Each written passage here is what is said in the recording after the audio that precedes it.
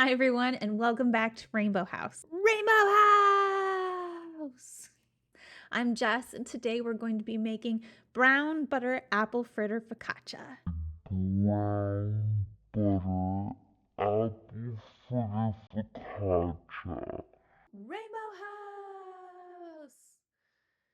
This recipe comes from a baker, Lacey Osterman.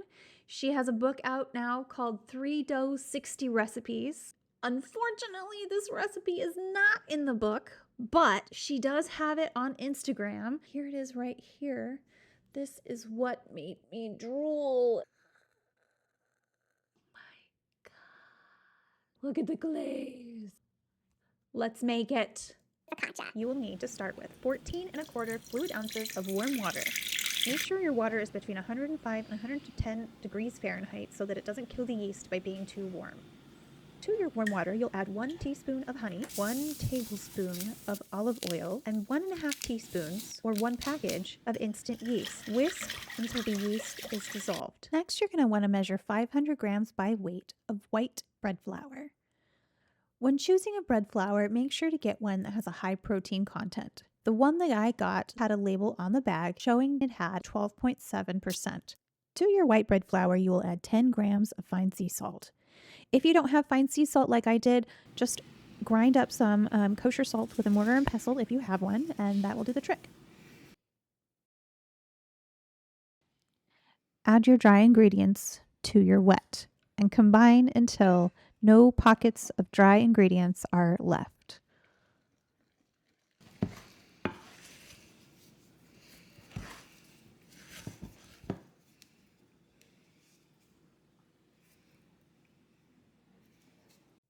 Scrape down the sides of the bowls to make sure all ingredients are incorporated. After doing that, cover with a clean tea towel and set aside so that it can rise for 15 minutes before doing the first tuck. While my dough was rising for the first set, I decided to get started on my apple filling. I had 2 apples from a previous batch that I needed to use up, so I just grabbed a Honeycrisp from the store. They definitely varied in size. My recommendation is to either get 2 to 3 small apples, roughly gala size, or do 1 to 2 apples Honeycrisp size. Just because the apples that I had at the end point, it was a lot. It really weighed down the dough. So maybe just a little lighter on the apples would be good. You want to make sure to finely dice them. I did my apples at a point where it was pretty early still in the proofing stages. So I went ahead and covered the apples with a little bit of lemon juice to give them a nice little tartness, but also preserve them from going brown. After your dough proofs at room temperature for 15 minutes, it's time to do the first stretch and fold. I had a bowl of water next to my station that I dipped my hands into before touching the dough so that it doesn't stick. With a wet hand, take the edge of the dough at the 12 o'clock position of your bowl, pull it up to stretch, and then put it down back over the bulk of the dough, finishing in the 6 o'clock position. I then turned my bowl and repeated the process from 12 to 6 position, dipping my hand in water as needed so the dough didn't stick, and stretching and folding until the dough started to firm up and form a ball. Cover the dough again with your clean tea towel and proof for another 15 minutes before you stretch and fold one more time. The second time you stretch and fold your dough should be easier, just like Lacey says in her recipe book, because the gluten is starting to develop. Cover your dough with a clean tea towel again for the final time and let it rest for 1 to 1½ hours at room temperature. The dough should double and be bubbly and jiggly when you check on it next. All right, it's time for that brown butter. We are going to take 1 stick or 1/2 cup of butter and brown it. I know that this time lapse, even though it's sped up, is going slow, but I wanted to take it slow doing the browning of the butter because it's been a really long time since I've done it, and it can go really fast if you're not careful. Watch it melt. Watch it melt. Yeah. As your butter is melting, and once it gets a little bit further along, make sure that you're either stirring or swirling your pan so that there are not any hot spots and it like burns in one area and doesn't cook in the other. So give it a good mix up. The butter will foam up as it goes just because it's like separating a little bit, this milk solids and the water and everything. So it might make it a little bit hard to watch your butter as it changes color and cooks. That's starting to look pretty good. I probably wouldn't go much further with it. To your brown butter, you are going to add 1/2 cup of light brown sugar packed, a 1/4 teaspoon of vanilla. Be careful as you're adding this to the hot butter because it will bubble up and sizzle a little bit. Just watch out for that. And then you will also add 1.5 tablespoons of cinnamon. Mix until combined. The mixture might look a little chunky or, unappealing, but trust me, it's going to work out. For the pan, Lacey recommends a 19 by 13 metal pan. I have a 9 by 13 cast iron that I went with instead, and you will line it with parchment basically the same way. First, take your sheet of parchment that's large enough for the pan and spread it out and press down lightly with your hands. It should form some creases in the corners that you can guide your scissors down to cut the parchment so that it will fold in on itself and really tuck into those corners. Next, you're going to line your pan with some oil, either olive oil or vegetable oil, and then stick your paper back into the pan so that the paper doesn't stick to the pan. Tuck, tuck, tuck, tuck. To your metal pan, you will add 2 tablespoons of melted butter. You want to make sure to spread it around the butter and get up on the sides of the parchment paper so that when you pour in your dough, it will not stick to the parchment. Once you're done proofing your dough, it's time to put it into the pan. First, make sure that you have your parchment all covered with your butter. I did this after my dough was already in there. But then gently take your bowl scraper and scrape down the sides of the bowl so that the dough is released and falls into the pan. Gently use your hands to pull the dough so that it stretches all the way to the corners.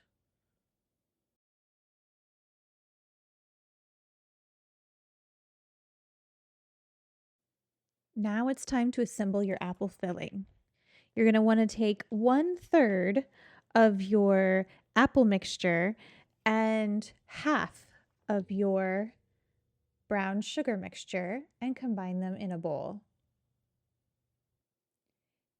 If you've done this earlier ahead of time and your brown sugar, brown butter mixture has solidified a little bit, go ahead and warm it up back on the stove at a low temperature until it starts to get a little bit more fluid.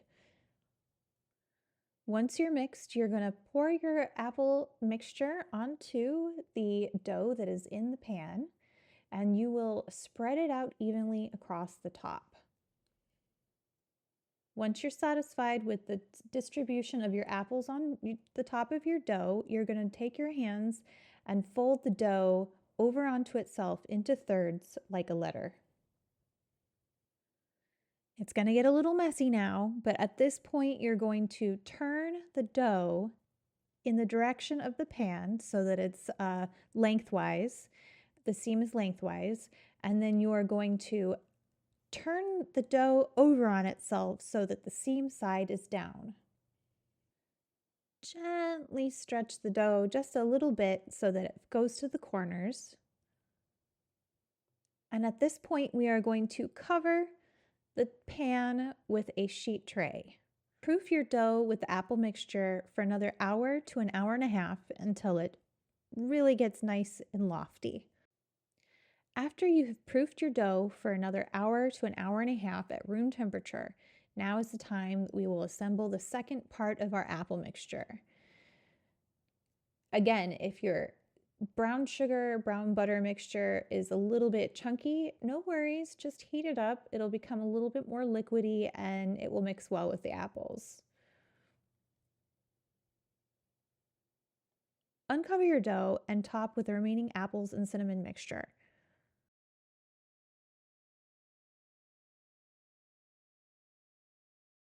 Once you have spread it on top, you will go ahead and use your hands to dimple and press all the toppings and fillings into the dough to create all those pockets and craters of appley goodness.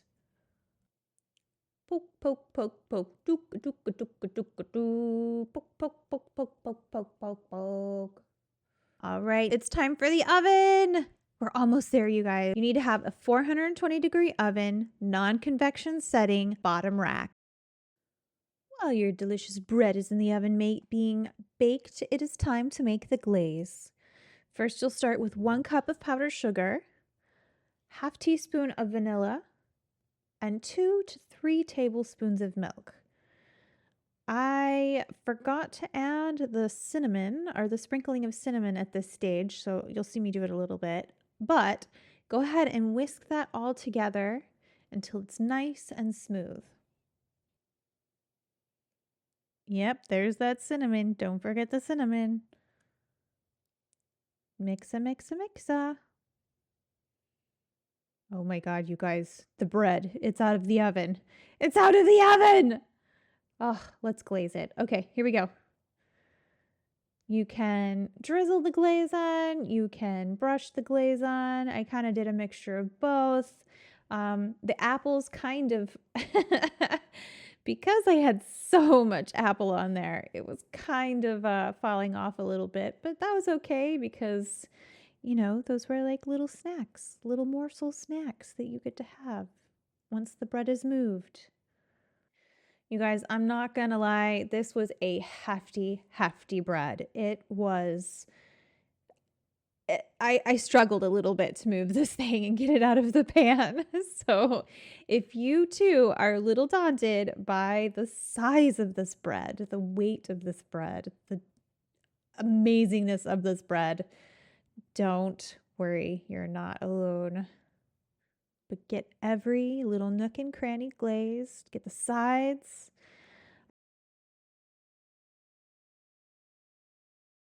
I took a tray and actually put some of the glaze down in the tray. Just go ahead and drizzle that. It's too hard to actually brush in there. So just drizzle it in, smear it around.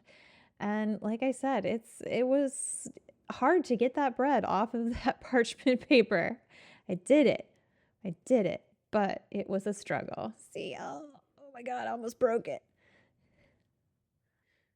Just zhuzh that bread around in that icing, get the bottom nice and covered, and then transfer it all to a wire rack so that it can allow the glaze to harden a little bit.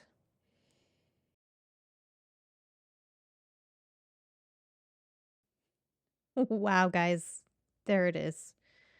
There is the beautiful masterpiece that I just, oh my gosh, needed to make. I'm so excited.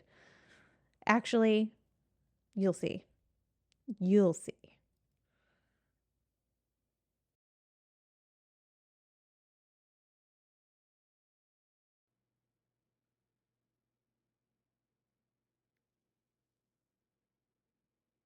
I did not get any footage of cutting into that bread. There was no willpower. 10 minutes after that bread came out of the oven and I glazed it, there was no chance. There was no chance. It just was dug into and we became animals. It was gone before I could even take a picture of the loaf. So, we're gonna have to try this one again together at some point. And yeah, Wow. Phenomenal. Lacey, 100%. So good. All right, well, that's it for today. Thank you so much for joining me on this adventure where we tried out a new recipe and had a phenomenal treat. Oh my God. I really hope that you try this recipe. Follow me, follow Lacey. She has some amazing recipes to share as well. So let's see what she does. Thanks so much for joining me. Have a great day.